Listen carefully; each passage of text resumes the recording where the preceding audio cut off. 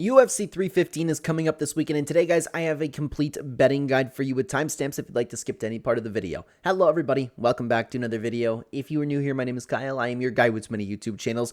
Before we get into the actual betting guide, I absolutely hate this card for betting to the point where even lock of the week, I'm not like, oh boy, this is going to be a good lock. I am going to keep things extremely small for this card. I don't even there's not one bet on here that I would consider placing a solid amount of money on. But we're going to go through the confident picks. We're going to go through the underdog opportunities, fights that I believe you should not be betting on, my personal lock of the week, and then we're going to close out the video with the fun props, parlays, and closing it out with the channel betting recap. Thank you so much for being here, guys. Let's get started with the first confident pick. And the first confident pick is going to be Daniel Santos. Even the confident picks, man, I'm like, you know what? At least I can see the fight going the other way. Just keep things real small this time, guys. But out of everything on the card right now, I am feeling really good about Daniel Santos personally. I think he's going to have more options in this fight, and I haven't really been impressed with the Korean Tiger so far. I like the shoot box, guys. Daniel Santos, he's been impressive, but I just worry about him, fighting any sort of top talent. I just don't believe that Jung Young Lee is there yet. And also, guys, if you are interested, we do have a full card breakdown diving as deep into these fights as we can possibly get. Let's continue on to the next confident pick, though. We have Natalia Silva. Alexa Grasso had 3 fights with Valentina Shevchenko. Hasn't looked the best, and Valentina Shevchenko's out of her prime. Natalia Silva finally proved to us in her last fight in Jessica Andrade that she can take on a top contender. She can go through a war. She can keep up her technique for 3 rounds, which is, the questions that we've had about Natalia Silva. She seems like the real deal. She's just entering her prime, and I believe that she's going to get the win over Alexa Grasso, assuming that she doesn't get held down, but I don't think she's going to. I think she's going to be better pretty well in most aspects of MMA. But that is it for the confident picks. I have one underdog opportunity for you this time around, and this is not necessarily a bet that I'm personally going to be making. It's just, if you're looking for a value bet, this would not shock me at all if this one had an upset, and it's actually going to be Ayman Zahabi. Guys, Jose Aldo is in the most stacked division of all time in combat sports history at 38 years old, almost 39 years old. The day is going to come where Jose Aldo shows up and he's like a shell of the fighter that he once was. I know he's out of his prime, and that's something that goes up with Ayman Zahabi as well. But the day is going to come. I don't know if it's going to be this fight where Jose Aldo shows up and he looks like, okay, Aldo, it's time to retire. Ayman Zahabi, on the other hand, he has been on a very quiet win streak. And really quick, I know I just mentioned Jose Aldo's age. Ayman Zahabi has not showed any signs of aging yet or being past his prime. If anything, he's seemingly improving from fight to fight, okay? He's been on a very sneaky win. Especially, I like the Javid Bashrat win. Pedro Munoz, he's past his prime as well, but he's forcing fighters to kind of fight his nice slow pace, and he's doing a good job doing so. Those TriStar guys are great at game planning, and I could very well see them getting the job over Jose Aldo. I'm not going to be betting on this fight, but it would not shock me. If you're looking for value, Ayman Zahabi is not a bad spot. But let's continue on to a few fights on the card that, over everything, I personally believe you should be avoiding. The first one being Modestas Bukalkas versus Ion Cutelaba. I always talk about this with Ion Cutelaba. I am never going to be betting on an Ion Cutelaba fight. You can't trust him and his chin when he wants to go there and just swing for the fences. He'll either knock his opponent out, he could look good, he could get the takedowns, but he could get chinned himself. Never bet on an Ion Cutelaba fight. I don't care who the opponent is, okay? Next up, Jessica Andrade versus Jasmine Jastovicius. This is a big step up in competition for Jasmine Jastovicius and Jessica Andrade.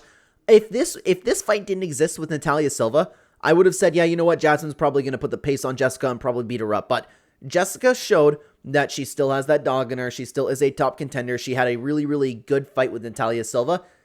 Jasmine, I don't know if she's going to get the job done against Jessica, because something that I talk about with Jasmine is she's so good everywhere. She's a great fighter, but the problem is anybody who can stop her forward momentum pretty well with technique can get the job done over her. Tracy Cortez did a great job of this. I'm unsure if Jessica Andrade, because you know that Jessica Andrade isn't going to be stuffing a jab in Jasmine's face. I don't know if her overhands and her hooks are going to have that same level of accomplishment of stopping the momentum of Jasmine Jastovicius. For that reason, I could see her stopping that, and I could see it being a little bit like the Tracy Cortez performance, but Jasmine's also been on a roll, and she's been looking good. They're fighting in Canada. I'm just unsure about this fight.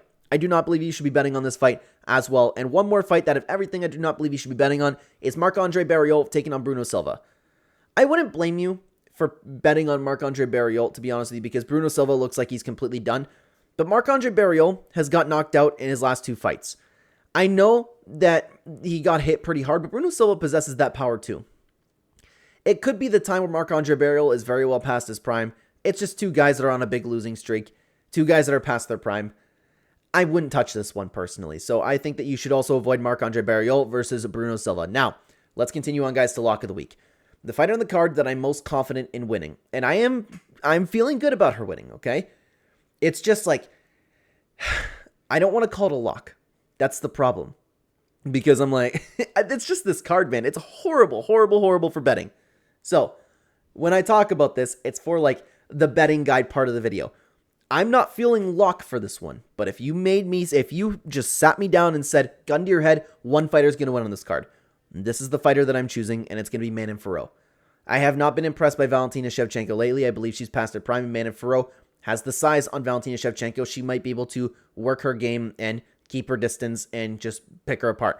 I like that she just really, really beat Erin Blanchfield, which little bit of a fraud check, regardless, still a good opponent, and she beat Rose Namajunas in a striking battle.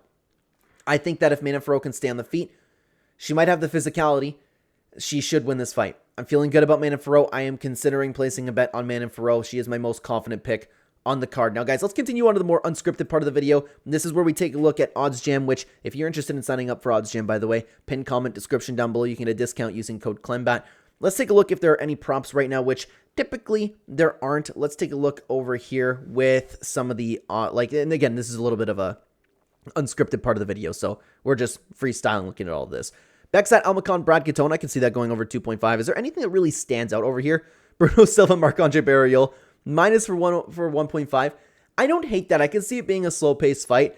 Ion Cutelaba versus Modestas Bakauskas is over 1.5 minus 140. I think that's crazy for Ion Cutelaba fight. I don't mind the under for this one at all. Under 1.5 at plus 135. Not bad. Not bad. Yeah, Ayman Zahabi, Jose Aldo, that's definitely going to decision. Jack Della Maddalena versus Bilal Muhammad over 3.5. Yeah, it's a Bilal Muhammad fight. Let's see what else we got going on over here. Manon Fiorot, Valentina Shevchenko, 450 for over 3.5. Probably, yeah, nothing's really standing out. I don't mind the over 2.5 for Jastovicius and Andrade. Those are 2 really tough girls. Over 2.5 minus 150. That's something that I would actually consider, to be honest with you. And Daniel Santos, Jung Young Lee, yeah, I wouldn't touch that one either. Not a lot to work with the props so far, guys. Let's see if there's anything that we can make with the fun parlays over here. And again, I hate this card for betting. I do. Let's see what we can make. Let's see what we can make happen over here. Something my sister and I do every single week is we put 10 cents on every underdog. One time watching Bellator, we were almost millionaires. That's a big underdog. I'm like, oh my god, this fight. Oh, I forgot Kyle Prebolek stepped in. I knew this coming into the video. Like, at the time of recording this video, it's way before you're actually seeing it. It's like an hour past when that fight got announced. So Benoit Saint-Denis would also be a confident pick of mine, guys. I'd be shocked if he lost that fight. Yeah, he might. Yeah, you know what? He should be lock.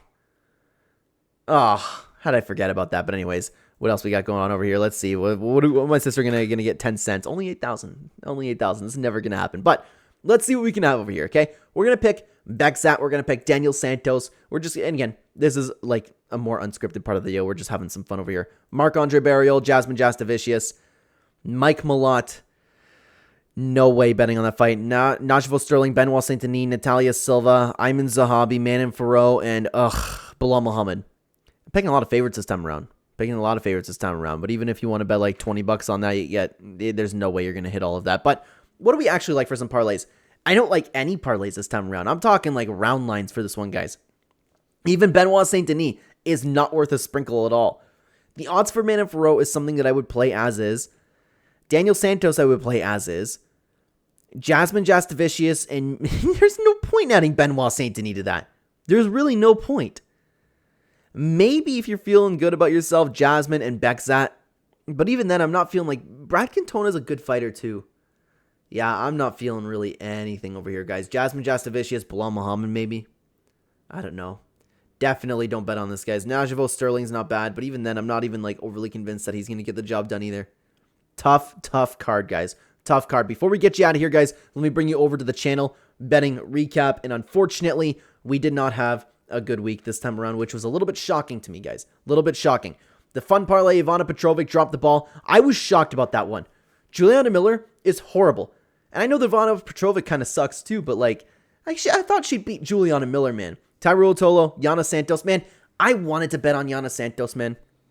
I would have bet on anybody else against Misha Tate, but I just didn't do it.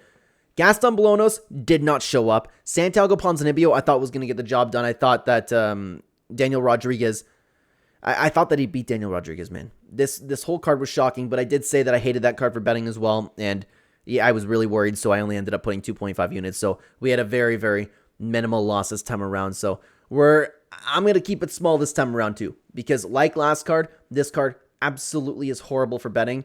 Really be careful this time around. Really be careful. I'm probably going to play with like 0.15 units this time around, honestly, guys.